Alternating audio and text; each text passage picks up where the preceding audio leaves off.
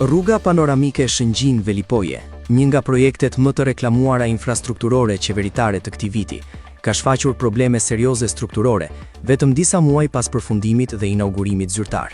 Pranë fshatit Rjoll, traseja e rrugës ka pësuar rrëshqitje të dherave, duke shkaktuar qarje të thella përgjatë një segmenti të konsiderueshëm dhe duke ngritur rrezikun real për një shembje të plotë. Segmenti rrugor, i ndërtuar nga kompania Gjener2 në pronësi të Bashkimu Lajt dhe i inauguruar në prill 2025, rezulton tashmë problematik, me një situatë që ngjall paralelizma të forta me dëmtimet e shfaqura në autostradën Thuman-Kashar. Një tjetër vepër e re e oligarkut e promovuar me bujë nga autoritetet. Pas rrëshqitjeve, një krah i qarkullimit është bllokuar dhe lëvizja automjeteve zhvillohet me vështirësi vetëm në një sens. Pamjet në terren tregojnë qartë se rruga paraqet rrezik serioz për drejtuesit e mjeteve, ndërsa ndërhyrjet e deritanishme janë kufizuar në vendosjen e barrierave të betonit dhe sinjalistik provizore në një gjatësi rreth 50 metrash, masa që nuk zgjidhin shkakun e problemit, por vetëm përpiqen të menaxhojnë pasojat.